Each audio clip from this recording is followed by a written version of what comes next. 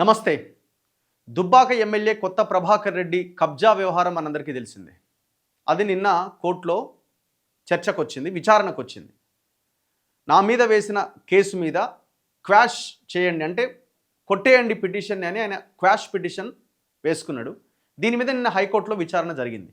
ఏం చేసిండు కొత్త ప్రభాకర్ రెడ్డి? దుర్గం చెరువు దగ్గర ఉన్న ప్రాంతాన్ని కబ్జా పెట్టి ఆ ప్రాంతాన్ని పార్కింగ్ ప్లేస్ కోసం లీజుకి ఇచ్చిండో లేదు తనే నడిపిస్తున్నాడో బినామీలను పెట్టుకొని మొత్తానికి నెలకొక 50 లక్షలు సంపాదిస్తున్నాడు ఈ పార్కింగ్ ప్లేస్ ద్వారా అన్నది నిన్న మొన్న మనం చూసినాం. హైడ్రా పోలీస్ స్టేషన్లో కేసు నమోదైంది. మొత్తానికి కోర్టుకు చేరింది కథ. సో నా మీద వేసిన పిటిషన్ని కొట్టేయండి అని ఆయన ప్రభాకర్ రెడ్డి క్వాష్ పిటిషన్ వేసుకున్నాడు. విచారణకు వచ్చింది. విచారణకు వచ్చినప్పుడు ఏం చేయాలా? ఎవరెవరికైతే నోటీసులు పోయినాయో కొత్త ప్రభాకర్ రెడ్డి తరపు న్యాయవాది, ఇటు హైడ్రా ఆఫీసర్లు, రాష్ట్ర ప్రభుత్వం వీళ్ళంతా అటెండ్ కావాలి. కానీ హైడ్రా అధికారులు మాత్రం అటెండ్ అవుతలేరట. నిన్న నేను కాదు, మనం ముందు నుంచి మాట్లాడుతున్న దానికి వాస్తవ రూపంగా నిన్న జరిగినటువంటి పరిణామం కనబడుతున్నది. నిన్న కోర్టు చాలా సీరియస్గా హైడ్రా మీద ఆగ్రహం వ్యక్తం చేసింది. హైడ్రా అంటే ఎవరు? రంగనాథ్ మీద. ఏమన్నది? మీరు ఏ పార్కింగ్ ఏ చెరువునైతే, ఏ దుర్గం చెరువు ప్రాంతాన్ని అయితే కబ్జా పెట్టినని కొత్త ప్రభాకర్ రెడ్డి మీద ఆరోపణ చేస్తున్నారో ఆ కొత్త ప్రభాకర్ రెడ్డితో మీరు కుమ్మక్కయ్యారని జడ్జి ఆగ్రహం వ్యక్తం చేసిండు. ఇదే ఆ వార్త. ప్రభాకర్ రెడ్డితో కుమ్మక్కయ్యారా రంగనాథ్ గారు? హైడ్రా అధికారుల తీరుపైన హైకోర్టు ఆగ్రహం వ్యక్తం చేస్తున్నది. ఆక్రమణ ఆరోపణలు ఉన్న భూముల వేలానికి మమ్మల్ని ఆదేశించమంటారా? దుర్గం చెరువులో అక్రమ పార్కింగ్ దందాపై విచారణ సందర్భంగా వ్యాఖ్య. అంటే పిటిషన్ విచారణకు వచ్చినప్పుడు హైడ్రా ఆఫీసర్లు అక్కడ ఉండాలి విచారణకు. ఆ కోర్టు ముందు లేరు. ఎందుకు లేరు అని అంటే వీళ్ళు ఇప్పుడే కాదు, చాలా కేసెస్లో ఇదే తరహా వ్యవహరిస్తున్నారు. కోర్టు చాలా సీరియస్ అవుతున్నది. అసలు ఎందుకు మీరు వస్తలేరు? కోర్టు అంటే ఎందుకు మీకు కనీసం ఇది లేదు? ఎవడి మీదనైతే కేసు పెట్టిరో వాంతోనే మీరు డబ్బులకో ఇంకో దానికో కుమ్మక్క అయిపోయి మీరు కోర్టుకు అటెండ్ అవుతలేరా అని కోర్టు చాలా సీరియస్గా ఆగ్రహం వ్యక్తం చేసింది. లేకపోతే ఎందుకు అటెండ్ కారండి? మీకేం అంత పొడిచే పని ఏమున్నది మీకు? ఇంకా మేము ముందు నుంచి చెప్తున్నాం ఈ హైడ్రా అనేది మొత్తం దందా లెక్కన మారిపోయింది అని. ఇప్పుడు కాదు, ఇదొకటే కాదు, ఏ చెరువు దగ్గరికి పోయినా ఎంక్వైరీ చేసి వచ్చిండు. ఎంక్వైరీలు చేసి వచ్చిన దగ్గర కూలగొట్టినట్టే కూలగొట్టి మొత్తం అంతా లోపల మాట్లాడుకొని మొత్తం క్లోజ్ చేసి పడేసినాడు. మేము పోయిన వర్టెక్స్ ఎందుకు దాని తర్వాత మళ్ళీ అక్కడికి పోలే? కోమటికుంట చెరువు ఎందుకు అక్కడికి మళ్ళీ పోలే? ఇట్లా చాలా కేసెస్. ఇదే కాదు, రీసెంట్గా మాట్లాడదాం మనం మళ్ళీ. కానీ రీసెంట్గా ఇక్కడ ఏది మన 307 సర్వే నెంబర్ గాజుల రామారం దగ్గర అరికెపూడి గాంధీ కబ్జా చేసిందని చెప్పి ఈయన పోయి మొత్తం ప్రభుత్వం యొక్క డబ్బులతో ఫెన్సింగ్ వేస్తే రాత్రికి రాత్రి అదే అరికెపూడి గాంధీ గవర్నమెంట్ హైడ్రా వేసిన ప్రజల డబ్బులతో వేసినటువంటి ఆ ఫెన్సింగ్ని అరికెపూడి గాంధీ జేసీబీలు పెట్టి తీసేస్తే నువ్వేం కేసు పెట్టినావు అరికెపూడి గాంధీ మీద? మళ్ళీ పోయి ఆయన కూలగొట్టి అక్కడ ప్రొటెక్షన్ పెట్టి అది గవర్నమెంట్ భూమిని వెనక్కి తీసుకోవాల్సిన అవసరం ఉందా లేదా? మరి ఎందుకు సైలెంట్ అయినావు?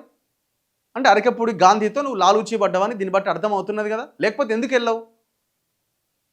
లేదంటే రేవంత్ రెడ్డి అన్న చెప్పుండాలి, ఇంకెవరన్నా చెప్పుండాలి. మొత్తం ఈ హైడ్రాని తీసుకొచ్చిందే టెర్రరైజ్ చేసి వాళ్ళకి కావాల్సినవి వాళ్ళు సాధించుకోవడానికి, వాళ్ళని లొంగ తీసుకోవడానికి చేస్తున్న ప్రయత్నం కింద కనిపిస్తున్నది. ఒకసారి చూడండి. మళ్ళీ చివరికి ఇక్కడ ఎవరు? ఈయన బీఆర్ఎస్ ఎమ్మెల్యే. ఈయన ఎవరు? బీఆర్ఎస్ నాయకుడు. అంటే ఈ నాయకుడు ఆ నాయకుడు అనే తేడా లేదు. పైసల కోసం, భూముల కోసం, దోపిడీ కోసం మనం అంతా ఒకటే అనే ఒక సంకేతాన్ని ఇక్కడ ఇస్తున్నారు. ఏమంటున్నది కోర్టు? దుర్గం చెరువు భూమిని ఆక్రమించి అక్రమ పార్కింగ్ దందా నడుపుతున్న కేసులో నిందితుడితో హైడ్రా అధికారులు కుమ్మక్కయ్యారా అని హైకోర్టు ప్రశ్నించింది. గతంలో మొదటిసారి ఈ పిటిషన్ విచారణకు రాలేదంటే అర్థం చేసుకోవచ్చు. గతంలో ఫస్ట్ టైం ఈ పిటిషన్ విచారణకు రాలేదు అని అంటే అర్థం చేసుకోవచ్చు. కానీ ప్రస్తుత విచారణకు హైడ్రా తరపు న్యాయవాది కానీ హైడ్రా అధికారులు కానీ ఎందుకు రాలేదని తీవ్ర ఆగ్రహం వ్యక్తం చేసింది. హైడ్రా తరపు న్యాయవాది కానీ అధికారులు కానీ ఎవరూ హాజరు కాలే. పిటిషనర్ నిందితుడు కొత్త ప్రభాకర్ రెడ్డితో ఏమైనా కుమ్మక్కయ్యారా? ఆక్రమణ ఆరోపణలు ఉన్న భూముల వేలానికి ఆదేశించమంటారా? ఈ ఒక్క కేసులోనే కాదు, ప్రభుత్వ భూములు ఆక్రమణకు గురైన చాలా కేసుల్లోనూ హైడ్రా తరపున ఎవరూ హాజరు కావట్లే. హైడ్రా తరపున ఎవరూ సరిగ్గా కోర్టు విచారణకు సహకరించట్లేదు అని ధర్మాసనం వ్యాఖ్యానించింది. అంటే ఏమవుతుంది? ఇప్పుడు ఆయన తరపున అడ్వకేటే వచ్చినప్పుడు అవతల రాలేదు కాబట్టి ఈయనదే కాబట్టి ఈయన మీద క్వాష్ అయిపోయింది, ఈయన పిటిషన్ కొట్టేస్తే అయిపోతుంది, కథం, కథం. అప్పుడు కొత్త ప్రభాకర్ రెడ్డి చూసారని నా మీద ఏ కేసు లేదు, కోర్టే నా పిటిషన్ని కొట్టేసిందని చెప్పుకోవచ్చు అన్నట్టు. అంటే కోర్టు దాకా తీసుకుపోయి అవతల లాలూచీబడి, కానీ కోర్టు చాలా సీరియస్గా అసలు ఎందుకు అటెండ్ కాలేదు అన్న దాని వెనకాల ఏమైనా కుట్రకోణం ఉందేమో అని చాలా అద్భుతంగా రెస్పాండ్ అయింది. అంటే రంగనాథ్ అనుకుని ఉంటే లోపల కూర్చొని నేను ఎట్లాగో అటెండ్ కాకపోతే, నా న్యాయవాది అటెండ్ కాకపోతే అది క్వాష్ అయిపోతుంది, ఆల్రెడీ మాట్లాడుకున్నాం కాబట్టి ఇక ఎక్కడిదక్కడ అయిపోద్దని అనుకున్నట్టున్నాడు. రేపు పొద్దున చెప్పొచ్చు కదా, మనం ఏం చేయలేము, కోర్టులో కేసు ఉన్నది, ఆయన క్వాష్ పిటిషన్ వేసుకుంటే కోర్టు క్వాష్ చేసింది, మేము మళ్ళీ తదుపరి ముందుకెళ్ళే ప్రయత్నం చేస్తాం ఇంకో రకంగా అని ఏదో ప్రజలకి బొంకుతాడిగా. దుర్గం చెరువులో దాదాపు 5 ఎకరాల భూమిని ఆక్రమించి ప్రైవేట్ పార్కింగ్ స్థలంగా మార్చి ప్రతి నెల లక్షల రూపాయల్లో అక్రమంగా ఆర్జిస్తున్నారని పేర్కొంటూ బీఆర్ఎస్ దుబ్బాక ఎమ్మెల్యే కొత్త ప్రభాకర్ రెడ్డి మరో వ్యక్తి వెంకటరెడ్డి పైన హైడ్రా సూపర్వైజర్ ఫిర్యాదు మేరకు మాదాపూర్ పోలీస్ స్టేషన్లో కేసు నమోదైన విషయం తెలిసిందే. పోలీసులు తనపైన అక్రమంగా కేసు నమోదు చేశారని, దాన్ని కొట్టేయాలని పేర్కొంటూ కొత్త ప్రభాకర్ రెడ్డి హైకోర్టులో క్వాష్ పిటిషన్ దాఖలు చేశారు. ఈ పిటిషన్ ఇప్పటికే ఒకసారి జస్టిస్ జూకంటి అనిల్ కుమార్ ధర్మాసనం ముందు విచారణకు రాగా ఆక్రమణలపైన జడ్జి తీవ్ర ఆగ్రహం వ్యక్తం చేశారు. వివరాలు సమర్పించాలని పోలీసులు హైడ్రాకు ఆదేశాలు జారీ చేశారు. తాజాగా గురువారం ఈ పిటిషన్ మరోసారి విచారణకు వచ్చింది. హైడ్రా తరపున ఎవరూ హాజరు కాకపోవడంపై జస్టిస్ అనిల్ కుమార్ తీవ్ర ఆగ్రహం వ్యక్తం చేశారు. వాదనలు వినడానికి నిరాకరించారు.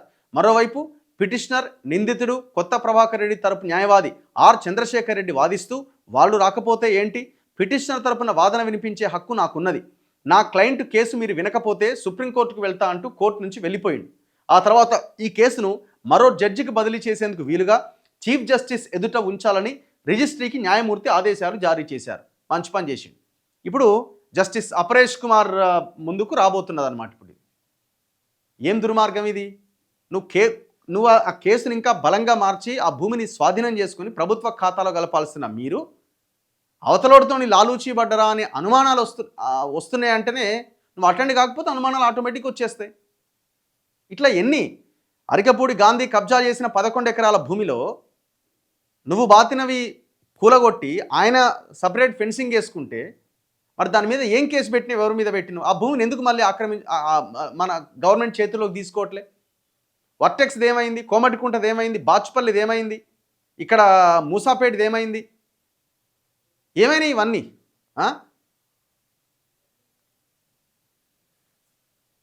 తక్షణమే ఈ హైడ్రా నుంచి రంగనాథ్ని తొలగించాలి, ఆయన మీద ఎంక్వైరీకి ఆదేశించాలి. ఈ మధ్యకాలంలో జరిగినటువంటి అన్ని వీటిపైన ఇంకా మళ్ళీ పెద్ద ఎత్తున దీన్ని ప్రభుత్వం హైడ్రా స్వాధీనం చేసుకుని స్వాధీనం చేసుకుని పెద్ద పెద్ద బోర్డులు మళ్ళా ఖర్చుదండగా ఇన్ని వేల కోట్లు కాపాడినాం, అన్ని వేల కోట్లు కాపాడినాం. మరి అన్ని వేల కోట్లు ఇన్ని వేల కోట్లు కాపాడితే 5 ఎకరాల భూమి విషయంలో ఎందుకు మరి కోర్టుకు అటెండ్ అవుతలేరు? అంత పెద్ద బిజీ ఏమున్నది? సో గవర్నమెంట్ ఇమీడియట్గా మీరు కనుక ఈయన మీద యాక్షన్ తీసుకోకపోతే, తదుపరి చర్యలకు ఉపక్రమించకపోతే రేవంత్ రెడ్డి అది మీ మేడకే చుట్టుకుంటుంది. ఆల్రెడీ చుట్టుకున్నది హైడ్రా అన్నది. రేపు జిహెచ్ఎంసీలో లేకపోతే ఇంకా ఈ ఎలక్షన్స్లో ఇంకా భయంకరంగా మీరు కుప్పగూలే అవకాశం ఉన్నది.